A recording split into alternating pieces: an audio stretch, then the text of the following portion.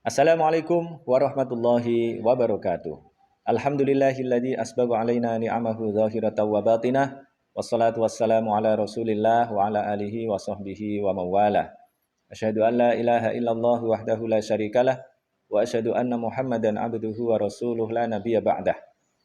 Yang terhormat para wali, santri, murid pesantren dan sekolah alam Planet Nuvo Rembang yang hari ini datang jauh-jauh dari segala penjuru Indonesia. Ada yang dari Jakarta, ada yang dari Banten, ada yang dari Jawa Timur, dan lain-lain. Ada juga yang dekat sini.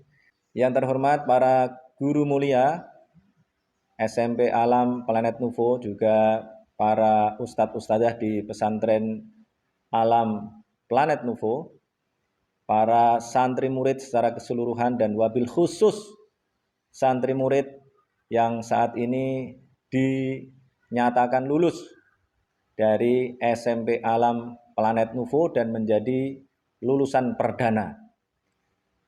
Dan kita patut berbangga walaupun ini adalah lulusan perdana, tetapi akreditasi yang kita dapatkan adalah akreditasi A.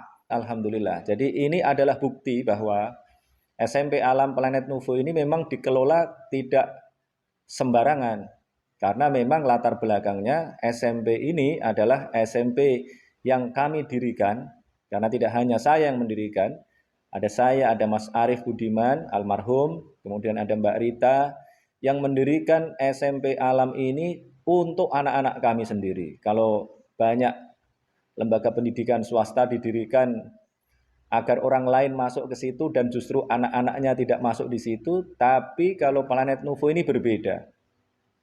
Kami mendirikan Planet Nuvo ini justru untuk anak-anak kami sendiri, dan itu sudah dibuktikan. Anak Mas Arif Budiman adalah kelinci percobaan pertama masuk di sini. Kemudian alhamdulillah sekarang sudah sekolah di SMA Negeri 1 Rembang. Kemudian anak saya ini masuk di sini juga. Ini tahun ini anak pertama saya, Mas Hokma, masuk di SMP Alam Planet Nuvo. Jadi betul-betul SMP ini, pesantren ini adalah pertaruhan nama baik kami.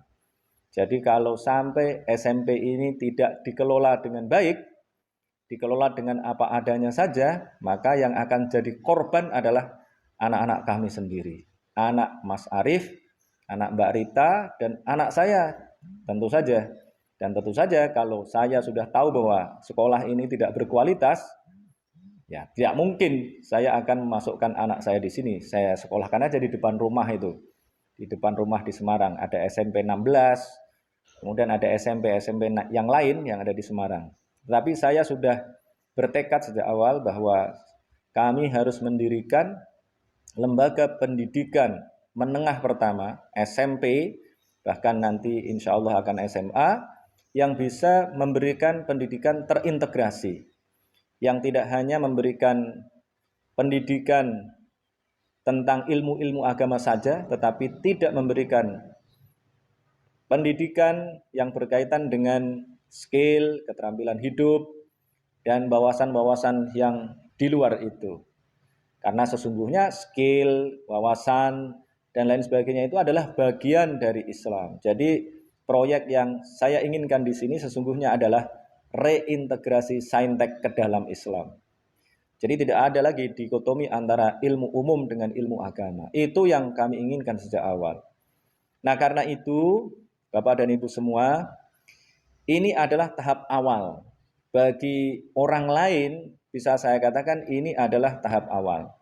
Karena saya sendiri mengajari anak-anak saya di rumah itu sejak usia 7 bulan. Bisa ditanya ini kepada para guru yang dulu juga merupakan santri di Monas Institute. Anak-anak saya selalu ikut saya ke Monas Institute untuk sholat, untuk kajian. Itu setiap mereka bisa duduk, kira-kira usia 7 bulan. Kemudian mereka saya ajari tasrif. Yang awal memang usia 4-5 tahun baru saya ajari tasrif, tetapi kemudian mengalami perkembangan. Yang terakhir bisa, berarti anak yang keempat, karena saya punya anak kelima tapi belum bisa diajari karena usianya baru belasan bulan. Ini umur 2 tahun sudah saya ajari. Nah, dari mereka ini saya kemudian juga belajar. Dari kasus-kasus yang ada di Monash Institute saya juga belajar. Dari kasus-kasus yang ada di Planet Nuvo saya juga belajar. Kemudian memperbaiki sistem pendidikan agar anak-anak kita ini optimal di dalam mempelajari ilmu-ilmu yang biasanya diajarkan di SMP, yang kemudian di sini diintegrasikan dengan kurikulum pesantren. Jadi ada 2, bahkan kemudian menghasilkan Mars Planet Nuvo yang tadi sudah dinyanyikan, judulnya saja Tanda Alam. Tanda dan alam. Tanda itu saya ambil dari makna kata ayat, maksudnya ayat Al-Quran. Dan alam, alam itu artinya juga tanda sesungguhnya. Alam itu artinya adalah alamat. Alamat adalah tanda. Maka tanda alam mestinya artinya jadi tanda-tanda, karena keduanya adalah tanda-tanda dari Allah Subhanahu wa Ta'ala. Ayat Al-Quran disebut sebagai ayat qauliyah, sementara alam disebut sebagai ayat kauniyah. Nah, itu kita integrasikan di sini. Nah, tadi saya katakan bahwa sekolah ini kami dirikan untuk anak-anak kami sendiri dan kami buktikan betul. Kami kelola dengan sekuat tenaga sampai tadi memperoleh akreditasi A. Itu pertaruhan, bagi kami adalah pertaruhan. Jadi Bapak dan Ibu semua, saya ingin menekankan bahwa anak-anak yang lulus pada kesempatan kali ini adalah anak-anak yang baru melewati fase paling awal dalam mempelajari ilmu alat.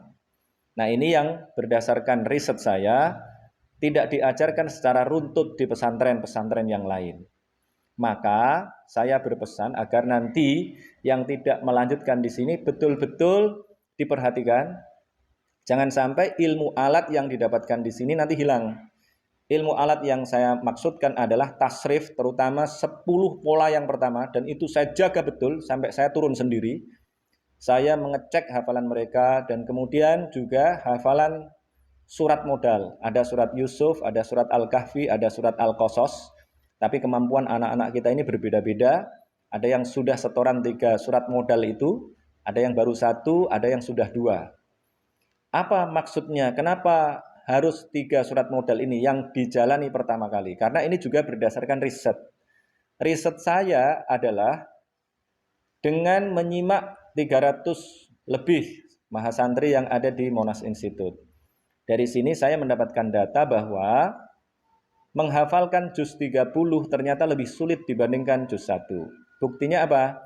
Buktinya dari 300 orang mahasantri yang ada di Monash Institute yang sudah menyetorkan hafalannya kepada saya, tidak ada satupun yang menyetorkan juz 30 tidak salah. Karena memang kualifikasi hafalan di Monash Institute juga di Planet Nuvo ini lebih berat, jauh lebih berat dibandingkan di pesantren-pesantren yang lain. Kalau di pesantren yang lain bahkan dulu juga saya alami mulai tahun 2012 sampai 2014 atau 15 waktu itu, setoran cukup 1 halaman, 2 halaman itu gampang sekali, dan setelah itu banyak yang hilang.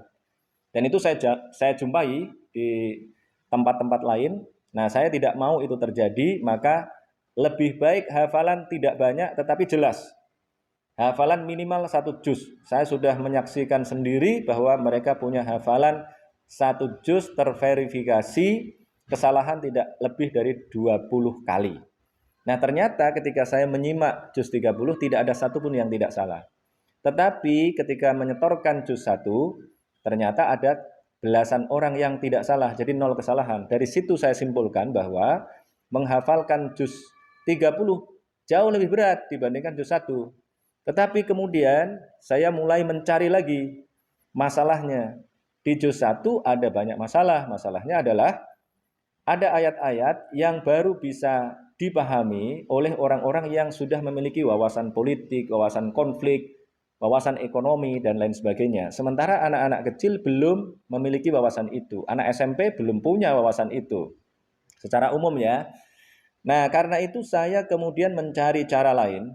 Bagaimana caranya agar anak-anak ini mampu belajar sekaligus menghafal sambil memahami arti Al-Quran. Karena saya sudah punya data juga bahwa menghafalkan Al-Quran tanpa mengerti artinya tingkat kesulitannya 7 kali lipat. Inilah yang menyebabkan banyak anak mengalami stres, betul-betul stres, dan orang tuanya datang kepada saya menyampaikan anak-anak mereka mengalami kelelahan, kemudian putus asa, dan kemudian berhenti menghafalkan. Saya juga menemukan anak-anak yang mendaftar beasiswa di Monash Institute, kemudian di Jakarta juga yang mau masuk program beasiswa di UI. Saya cek dari beberapa pesantren juga mengalami hal yang sama. Karena itulah kemudian saya betul-betul menginginkan agar anak-anak kita ini menghafalkan Al-Quran dimulai dari mengerti artinya dulu. Lagian juga buat apa menghafalkan Al-Quran kalau tidak mengerti artinya? Itu ekstrimnya. Walaupun hafal Al-Quran tidak ngerti artinya itu sudah baik. Tetapi tadi juga berdasarkan data, nggak ada orang hafal Al-Quran tidak ngerti artinya, itu nggak ada. Pasti ada yang hilang. Hanya klaim saja. Nah ini bahasa ekstrimnya begitu ya. Jadi ini harus kita perhatikan dengan baik. Jangan sampai ilmu alat anak-anak kita yang sudah dipelajari selama 3 tahun di sini ini hilang. Karena ini akan menjadi alat untuk menempuh, memasuki alam baru, memasuki alam pikiran yang nanti itu akan lebih hidup. Mestinya begitu ya, kalau nanti mereka menjalani pendidikan yang betul-betul diorientasikan untuk memahami materi keislaman dengan basis Al-Quran, hadis, kemudian khasanah intelektual Islam klasik yang kuat. Kemudian saya tadi telah memberikan perspektif tentang bagaimana Bapak dan Ibu, saudara-saudara semua ini menjaga anak-anak kita agar memiliki kontinuitas, agar mereka terus melanjutkan apa yang sudah didapatkan di sini. Saya menginginkan anak-anak kita ini betul-betul menjadi anak-anak yang nanti bisa kita banggakan. Saya sering mengatakan bahwa anak-anak kita ini mestinya kalau kita kelola dengan benar dan mereka memiliki motivasi yang benar, mereka akan bisa hafal Al-Quran paling lambat SMA kelas 2. Karena ini adalah fase strategis. Saya dulu menghafalkan Al-Quran kelas 1 SMA, pertengahan kelas 1, tapi tadi itu modal menguasai artinya sudah betul-betul kuat, alhamdulillah, karena sebelumnya saya belajar bahasa Arab selama 7 tahun, mulai dari kelas 4 MI sampai kelas 3 MTS. Kemudian baru ketika SMA saya menemukan tempat yang tepat, saya belajar tafsir, dan kemudian saya memiliki semangat yang sangat kuat untuk menghafal. Nah itu sebenarnya anak-anak kita ini selama 3 tahun ini saya kondisikan agar mereka pada saat akalnya ini sudah betul-betul bisa dioptimalkan, mereka akan menghafal dengan cepat. Harapan saya SMA kelas 2. Nah saya berharap, sering saya katakan, anak-anak kita ini semoga menjadi para penghafal Al-Quran dan nanti kuliahnya tidak lagi di IAIN, di fakultas-fakultas yang dulu ada di IAIN. Tapi mereka masuk di fakultas-fakultas yang bisa memberikan perspektif lain. Karena nanti akan mengulang, kalau mereka masuk di fakultas yang dulu ada di IAIN nanti akan mengulang saja. Harus ada di fakultas-fakultas lain, terutama yang memberikan penguatan kepada skill atau keterampilan hidup agar mereka menjadi apa yang saya sebut sebagai muslim intelektual profesional. Muslimnya dengan cara menguasai Al-Quran dan hadis, kemudian menjalaninya secara konsisten, itu adalah muslim, karena muslim adalah orang yang memasrahkan dirinya kepada Allah, pada aturan-aturan Allah yang ada di dalam Al-Quran. Kemudian intelektual, mereka punya ilmu alat dan kemudian mampu untuk menganalisa apa yang ada di dalam Al-Quran, apa yang ada di alam ini. Dan kemudian profesional adalah mereka memiliki keterampilan hidup untuk membuat mereka tercukupi secara materi. Karena hidup ini harus kita hadapi secara realistis. Islam ini menghadapi dunia ini secara realistis. Karena Islam menganggap dunia ini sebagai sesuatu yang real, bukan sebagai sesuatu yang maya. Maka harus dihadapi secara realistis juga. Maka harus punya uang. Itulah sebabnya sejak awal juga saya ajari berwirausaha. Walaupun belum ada keberhasilan yang signifikan, tetapi mereka sudah memiliki wawasan untuk berwirausaha. Namanya anak kecil. Makanya di sini ada tulisan, di sini kami menghabiskan kegagalan. Agar apa? Agar mereka memiliki wawasan bahwa untuk menjalani kehidupan ini kita tidak cukup hanya dengan berdoa. Di sini tidak diajari bahwa hidup ini hanya berdoa, tidak. Bahkan dulu di samping itu saya kasih kandang sapi agar anak-anak tahu bahwa saya punya uang itu bukan karena berdoa saja, tetapi lebih banyak karena usahanya diiringi dengan doa. Nah, ini yang akan saya jauhkan, paradigma atau cara berpikir bahwa uang datang dengan sendirinya, tidak demikian. Itu tidak sesuai dengan sunnatullah. Sunnatullahnya adalah kita bekerja dan berdoa. Bahkan di dalam Al-Quran betul-betul ditegaskan wasta'inu bisobri wassolah. Minta tolonglah kalian dengan kesabaran. Kesabaran itu ya usaha dengan mati-matian. Wassolah dan doa. Nah, ini yang saya harapkan. Saya kemudian membangun kerjasama dengan beberapa perguruan tinggi yang alhamdulillah salah satunya sudah memberikan pintu yang luas. Nanti anak-anak yang melanjut di sini insya Allah dengan treatment tertentu akan diterima di salah satu perguruan tinggi ternama di Bogor, alhamdulillah. Karena sudah menjalin kerjasama dengan kita, mereka sudah menyediakan cara tertentu yang akan menerima anak-anak kita. Kemudian saya berusaha lagi, ada salah satu perguruan tinggi di Jakarta, ini di Fakultas Kedokteran dengan cara yang sama, tapi saya masih berusaha agar ada fakultas atau perguruan tinggi yang lain yang nanti bekerja sama dengan kita. Dan tentu saja ini akan saya optimalkan dengan baik agar anak-anak yang melanjutkan studi di Planet Nuvo untuk jenjang SMA nanti akan lebih baik.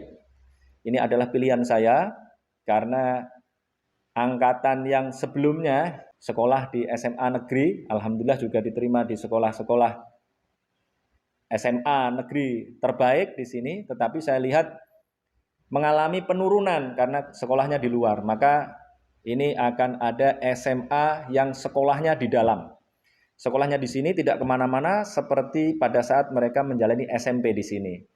Nanti semoga hasilnya lebih bagus lagi dan betul-betul sesuai dengan harapan bisa masuk di perguruan tinggi excellent tadi, sehingga harapan kami bahwa anak-anak kita ini menjadi muslim intelektual profesional terwujud. Jadi minimal diterima di perguruan tinggi excellent tadi. Kalau mau diterima di perguruan tinggi lain yang lebih excellent, ya alhamdulillah tidak apa-apa, karena ada beberapa yang ada di sini ini yang lulusan perdana ini yang ternyata juga sudah punya cita-cita untuk kuliah di luar negeri misalnya. Ya nggak apa-apa, tetapi yang penting minimalnya diterima di fakultas-fakultas yang tadi saya sebutkan. Inilah harapan kita dan marilah kita menjaga anak-anak kita ini agar menjadi anak-anak yang terus mampu melanjutkan studinya, mampu meningkatkan prestasinya, sehingga mereka menjadi anak-anak yang nanti akan menjadi kebanggaan kita bersama. Sekali lagi ini merupakan pertaruhan kami semua. Kami berharap di masa yang akan datang, 10 tahun yang akan datang, anak-anak kita ini akan bisa berjumpa kembali dan mereka menjadi orang-orang yang tadi saya sebut sebagai muslim intelektual profesional. Demikian yang bisa saya sampaikan. Sekali lagi selamat kepada para santri murid Planet Nuvo yang saat ini sudah dinyatakan lulus, dan selamat juga kepada para orang tua, para wali santri murid Planet Nuvo. Semoga kita bisa berjumpa kembali di lain kesempatan. Wabillahi taufiq wal hidayah. Wassalamualaikum warahmatullahi wabarakatuh.